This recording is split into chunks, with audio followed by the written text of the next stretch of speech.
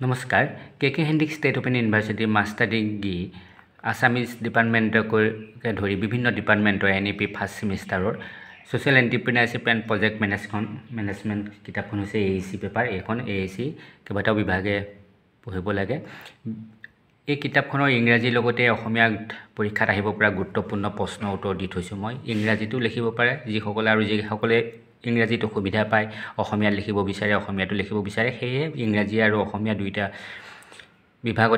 দুইটা বিষয়তে লিখিব পৰাকৈ মই প্ৰশ্ন উত্তৰ দি থৈছোঁ। পৰীক্ষাত আহিব পৰা ভালেসংখ্যক দি থোৱা আছে। আপোনালোকে মেম্বাৰশ্বিপ লৈ এই চেনেলৰ মেম্বাৰশ্বিপ লৈ এই প্ৰশ্ন উত্তৰসমূহ চাব পাৰিব আৰু প্লে'লিষ্টত গৈ আপোনালোকে চাব পাৰিব।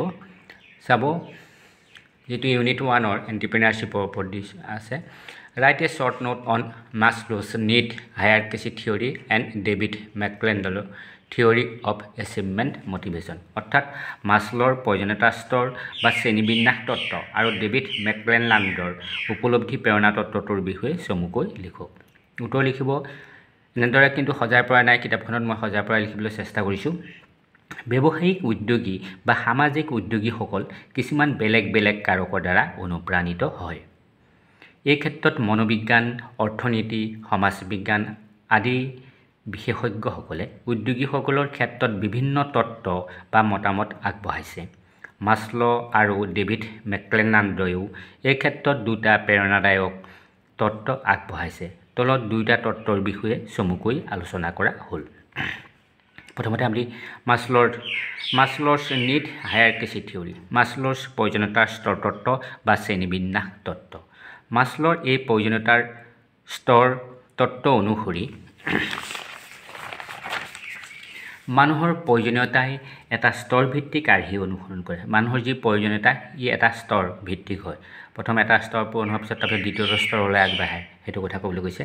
এজন মানুহে নিম্ন স্তৰৰ প্ৰয়োজনীয়তাখিনি পূৰণ কৰাৰ পাছত তেওঁৰ উচ্চ স্তৰৰ প্ৰয়োজনীয়তাৰ উন্মেষ ঘটে। অৰ্থাৎ এজন মানুহৰ যেতিয়া যি নিম্ন স্তৰৰ প্ৰাথমিক প্ৰয়োজনীয়তাখিনি পূৰণ কৰাৰ পিছত তেওঁ আকৌ তাৰ ওপৰৰ প্ৰয়োজনীয়তাখিনি তেওঁ বিচাৰে। আচলতে মাছল'ই মানুহৰ প্ৰয়োজনীয়তাক 5টা ভাগত ভাগ কৰিছে, বা মূলতঃ 4টা ভাগ বুলি ক'ব পাৰি। এক, শাৰীৰিক বা জীৱনবোধৰ প্ৰয়োজনীয়তা। মানুহৰ জীৱন ধাৰণৰ বাবে খাদ্য, বস্ত্ৰ আৰু আশ্ৰয়ৰ দৰে মৌলিক প্ৰয়োজনীয়তাখিনি উদ্যোগীসকলে সৰ্বপ্ৰথমে পূৰ্ণ কৰিবলৈ চেষ্টা কৰে। মানুহৰ যি প্ৰয়োজন, প্ৰাথমিক প্ৰয়োজন, খাদ্য, বস্ত্ৰ আৰু আশ্ৰয়, এইকেইটা আচলতে উদ্যোগীসকলে প্ৰথমতে পূৰণ কৰিবলৈ চেষ্টা কৰে মানুহৰ প্ৰয়োজনীয়তা। সেয়ে তেওঁলোকে অৰ্থনৈতিক কাৰ্যকলাপৰ দ্বাৰা এই চেষ্টা কৰে। দ্বিতীয়তে, নিৰাপত্তা আৰু সুৰক্ষাৰ প্ৰয়োজনীয়তা, ছেফটি এণ্ড ছিকিউৰিটি নিডছ। মানুহৰ জীৱন ধাৰণৰ প্ৰয়োজনীয়তাখিনি পূৰণ হোৱাৰ পাছত এই প্ৰথম যি প্ৰয়োজনীয়তা, এই পূৰণ হোৱাৰ পিছত মানুহৰ কি হৈছে, দ্বিতীয় স্তৰৰ প্ৰয়োজনীয়তাৰ সৃষ্টি হয়, উন্মেষ ঘটে। আৰু এইটোৱে হৈছে কি হৈছে, নিৰাপত্তা আৰু সুৰক্ষা। দ্বিতীয় স্তৰটো, প্ৰথম স্তৰটো খাদ্য, বস্ত্ৰ আৰু বাসস্থান, আৰু দ্বিতীয় স্তৰটো হৈছে নিৰাপত্তা আৰু সুৰক্ষাৰ প্ৰয়োজনীয়তাখিনি সৃষ্টি হয়। এই প্ৰয়োজনীয়তাসমূহ অৰ্থনৈতিক নিৰাপত্তা, শাৰীৰিক বিপদৰ সুৰক্ষাৰ সৈতে জড়িত। এই প্ৰয়োজনীয়তাসমূহ পূৰণ কৰিবলৈ অধিক ধনৰ প্ৰয়োজন হয় আৰু উদ্যোগীয়ে অধিক উপাৰ্জন কৰিবলৈ কামৰ ওপৰত অধিক গুৰুত্ব দিয়ে। 3 নম্বৰতে সামাজিক প্ৰয়োজন, ছ'চিয়েল নিডছ। সামাজিক 3 নম্বৰ স্তৰটোত আহিলে, সামাজিক প্ৰয়োজন হৈছে আত্মসন্মান, মৰ্যাদা আদিৰ লগত জড়িত উচ্চ স্তৰৰ প্ৰয়োজনীয়তা। আত্মবিশ্বাস, দক্ষতা, স্বতন্ত্ৰ সিদ্ধান্ত গ্ৰহণ কৰিব পৰা গুণ আদিৰ ক্ষেত্ৰত ই প্ৰতিফলিত হয়। এতিয়া আমি আত্মসন্মান আৰু মৰ্যাদা ক'ত আহে? যেতিয়া মানুহৰ আত্মবিশ্বাস থাকে বা ব্যৱসায়ীজনৰ বা উদ্যোগীজনৰ, আৰু যেতিয়া দক্ষতা থাকে, আৰু যেতিয়া তেওঁ নিজস্ব কিছুমান সিদ্ধান্ত, তেওঁ উদ্যোগটোৰ কিছু সিদ্ধান্ত তেওঁ নিজে ল'ব পাৰে, সেইখিনি হৈছে, তেতিয়াকে এই গুণসমূহ থাকে, তেতিয়া কি হৈছে, সামাজিক প্ৰয়োজনৰ এই ক্ষেত্ৰত ই প্ৰতিফলিত আমি হোৱা দেখা পাওঁ। 4 নম্বৰতে আত্মবাস্তৱীকৰণ বা আত্মপ্ৰতিষ্ঠাৰ প্ৰয়োজনীয়তা, ছেল্ফ একুৱেলাইজেশ্যন নিডছ। মাছল'ই পৰামৰ্শ দিয়াৰ দৰে বোৰেই হৈছে সৰ্বোচ্চ ক্ৰমৰ প্ৰয়োজনীয়তা। এই যি মাছল'ই কৈছে, এই প্ৰথমতে খাদ্য আৰু বাসস্থান, তাৰপিছত নিৰাপত্তা, তাৰপিছত সামাজিক প্ৰয়োজন আত্মসন্মান মৰ্যাদা সেইবিলাকেই হৈছে কি হৈছে সৰ্বোচ্চ কৰ্মৰ প্ৰয়োজনীয়তা। প্ৰকৃততে আত্মপ্ৰতিষ্ঠাৰ প্ৰয়োজনীয়তা এই ইয়াত যে কোৱা হৈছে আত্মপ্ৰতিষ্ঠাৰ প্ৰয়োজনীয়তা আটাইতকৈ উচ্চ স্তৰৰ প্ৰয়োজনীয়তা। এই আত্মসন্তুষ্টি আৰু জীৱনৰ সফলতা লাভৰূপে প্ৰতিনিধিত্ব কৰে আৰু ইয়াৰ জৰিয়তে উদ্যোগীয়ে নিজৰ যাত্ৰাত সফলতা লাভ কৰে।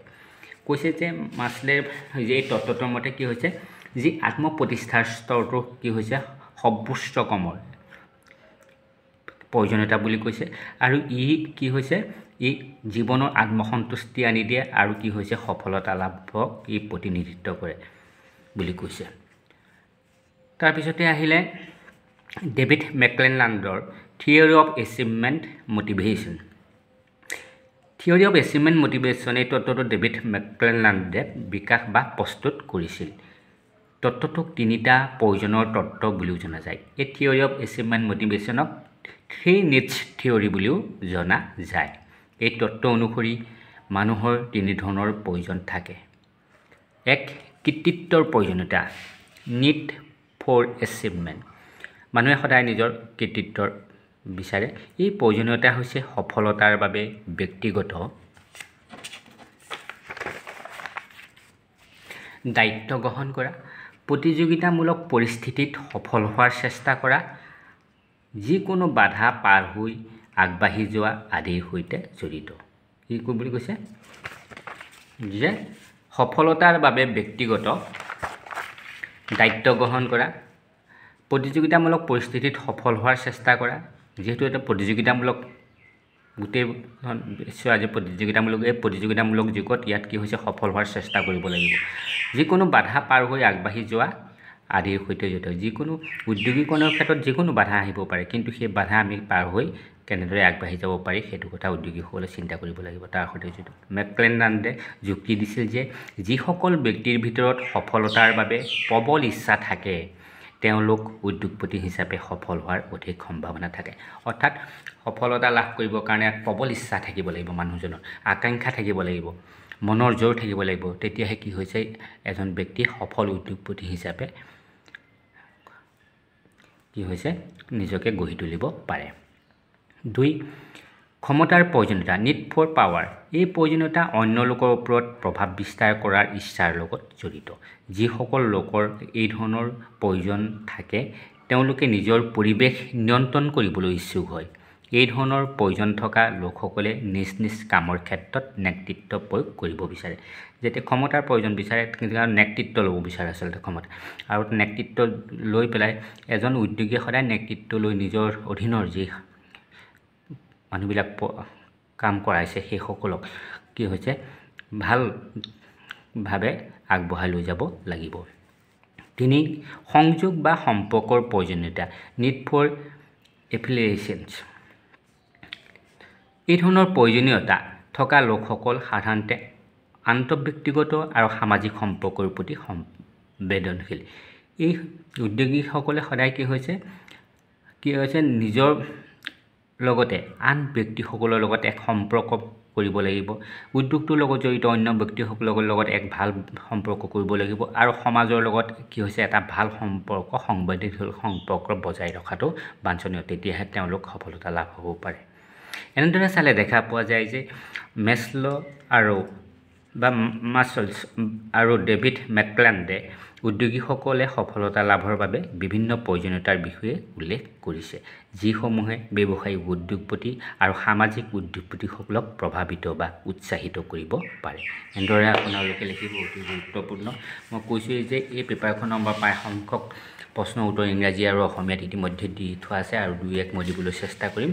সকলোখিনি প্ৰশ্ন উত্তৰ পাবৰ কাৰণে আপোনালোকে এই চেনেলৰ মেম্বাৰশ্বিপ লৈ ল'ব, তেতিয়া আপোনালোকে দেখা পাব। নহ'লে আপোনালোকে চাবলৈ নোৱাৰে আৰু প্লে'লিষ্টত গৈ আপোনালোকে চাব পাৰিব।